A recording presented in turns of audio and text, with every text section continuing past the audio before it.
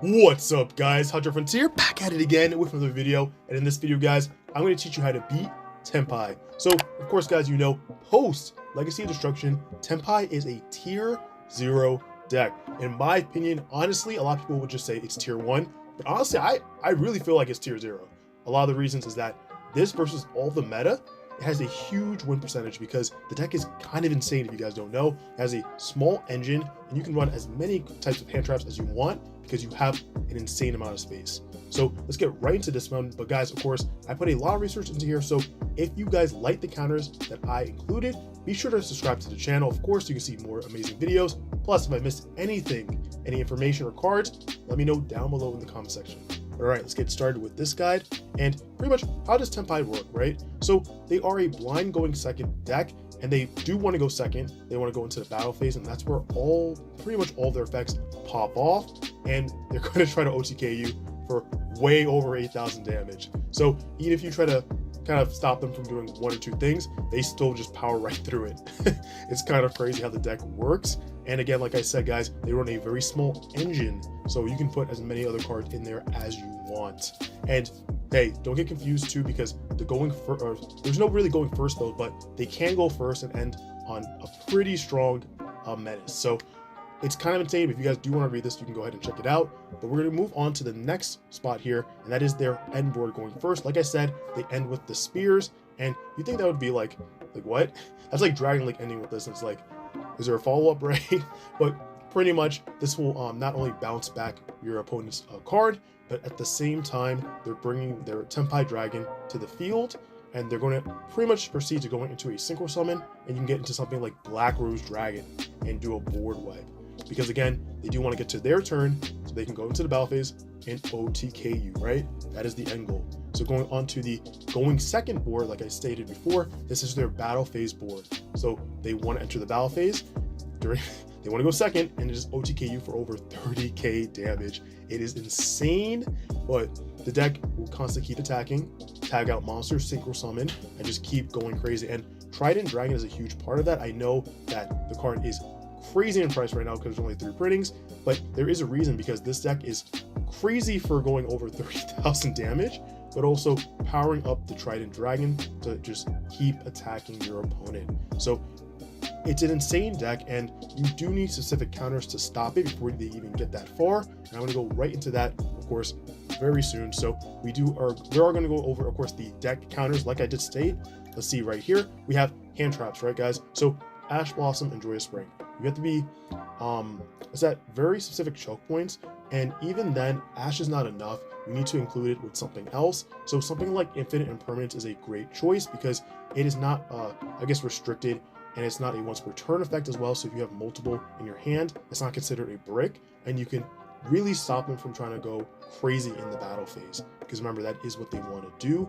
But going on to, of course, the next one here, we have Ghost Belt and Haunted Mansion. It is an excellent card to have because it is very vital in stopping them from resurrecting something like their synchro monster that resurrects from the grave. You can use Ghost Bell and stop that, so it's a potential way to save you from getting killed.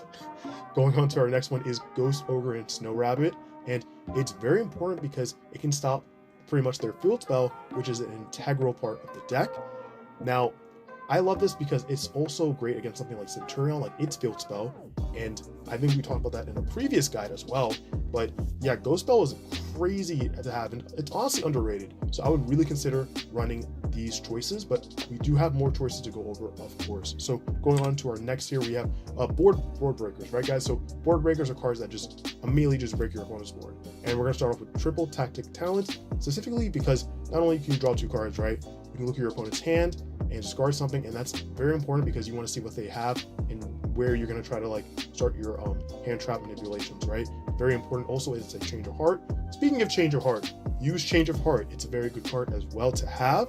You have Cosmic Cyclone, great to get rid of the field spell and banish it, because again, that card is insane. It will pretty much give your the TENPAI monsters an effect that they're unaffected by your opponent's card effects, which is an insane effect to have for all monsters.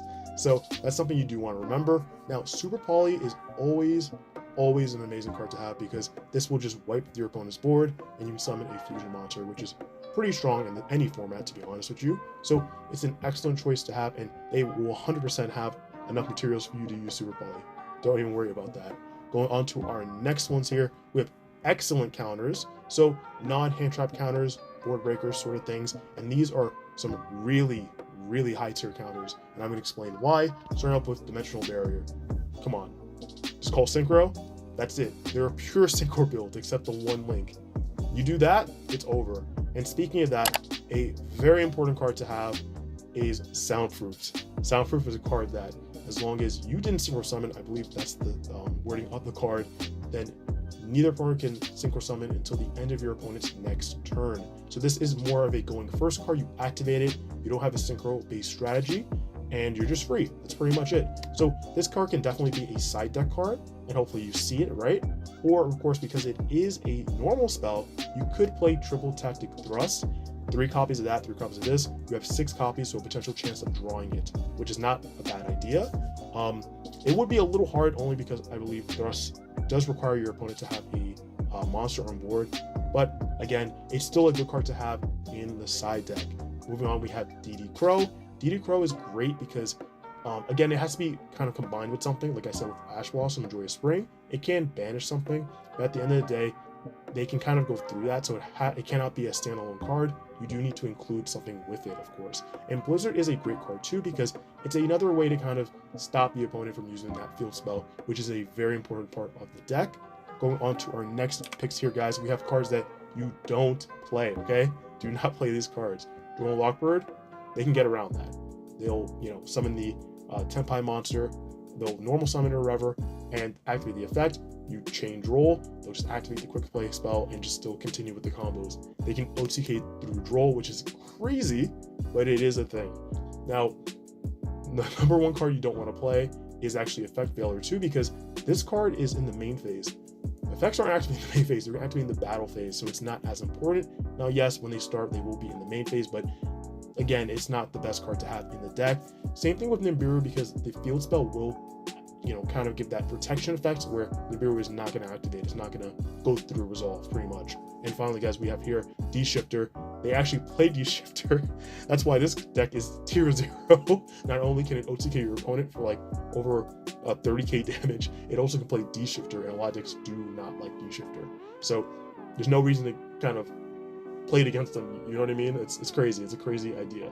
But yeah, these are cards you don't want to play, and there are a lot more cards, of course. Cards like Lava Golem or the Kaijus, because at the end of the day, they don't do enough, unfortunately. Also, guys, another card you should not play against them is the Bestials, because they target light and dark. This is a pure fire strategy, so that is a no-go. But guys, I just want to say thank you so much for watching the video, and of course, be sure to subscribe if you guys enjoyed the content. You truly did. I appreciate it. I put a lot of work into stuff like this, and I do want to see you guys also get something from the video. So let me know down below what you learned, or of course, anything that counters them that I did not mention, of course. But again, guys, like I said, if you liked the video, make sure you give it a huge like, comment down below anything you want to comment from this video, cards that I missed, or if you enjoyed the content. Of course, I appreciate your comments, guys. And if you're not subscribed to the channel, what are you doing? Go ahead and hit that subscribe button, turn the notification bell so you update the moment I upload new videos. But guys, that's it for me. Hope you have a great rest of your day or night, and I'll catch you in the next video. Peace.